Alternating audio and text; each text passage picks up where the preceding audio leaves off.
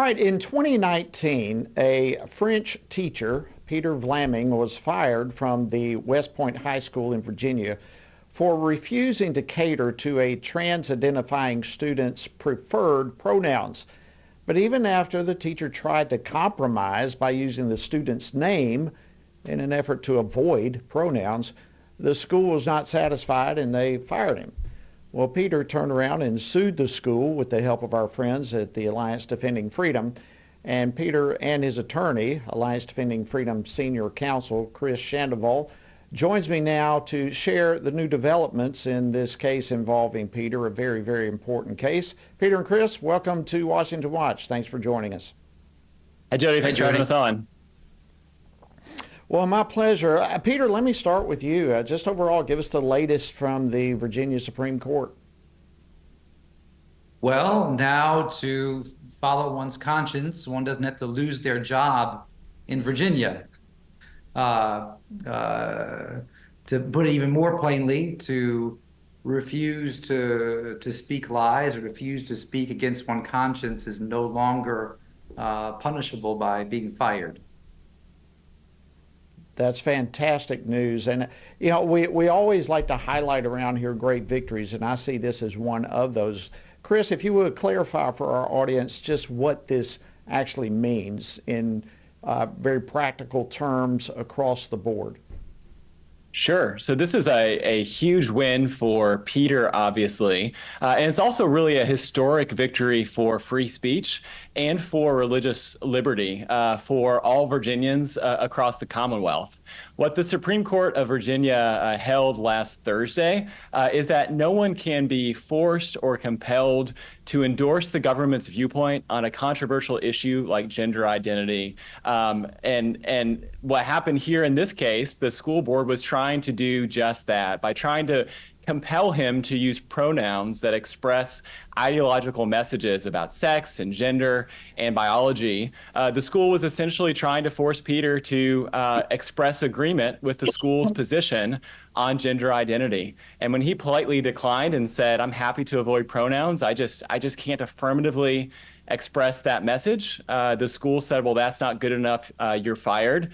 And the Supreme Court of Virginia last Thursday said, "No, that's not good enough. That violates the Virginia Constitution."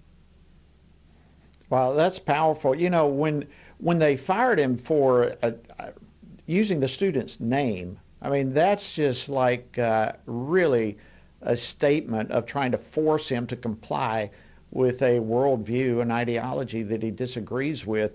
Peter, how long have you known this student? Was this kind of a new acquaintance, or have you known this student for a while? Not at all. Not at all. One of my favorite students. This was her third year in my class. I was the only French teacher in the middle school and high school, which were combined under the same roof. And she had been in my class for exploratory French first year, and this was second year French when all of this went down. And it was a student that I got along very well with, a student that I liked very much. And also, though I didn't agree with her choices, that's not something, it wasn't a subject that I pronounced on. I didn't say anything about my stance in the subject. I wanted to continue showing her showing her respect, keeping my conscience clear. And so I did, like you mentioned, I did use her new chosen name, but I avoided using feminine pronouns in her presence. But the school, the administration really wanted me to become a true believer and to formally and publicly start using masculine pronouns to refer to the student, even when the student wasn't present, or even when students weren't, and when no students were present between faculty members. They obliged me to show that I was totally on board, and I told them, no, I can't do that. Yeah, and that's really the essence of this. They were trying to force you into their belief. Why was it important for you to take this stand? Well, it seemed very clear to me from the get-go that this was totalitarian, that through taking control of speech, imposing speech. They were forcing, like you said yourself, they're forcing a belief system, and a belief system that I consider to be utterly false. The fact that we're created men and women is an integral part of what it means to be a Christian and to believe in God's revealed truth, and just what we see with our with our eyes. So that's why it was important for me to take a stand. This was about being truthful and also about modeling truthfulness and integrity to my students. My students all knew that I was a Christian, and I knew that they were looking to see, well, what is Mr. Vlaming going to do? How is he going to approach this? Is he going to fold? Is he going to just go along to get along? Is he going to just so I don't make any waves, or is he going to take a stand? So my witness to my students was also a big part of my motivation. Absolutely. Chris, what's next in this case? Is it done, or are there additional steps yet to come?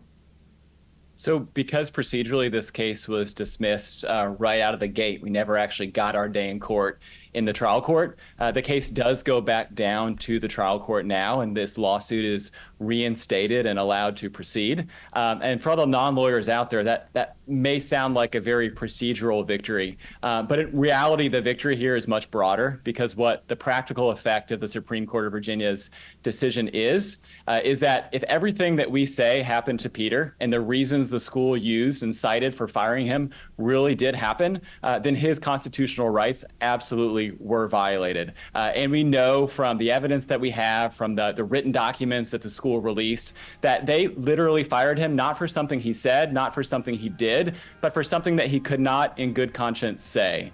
And what the Supreme Court of Virginia has said is that violates the Constitution. And so moving forward in the trial court, we are very confident about the strength of the arguments that we're making.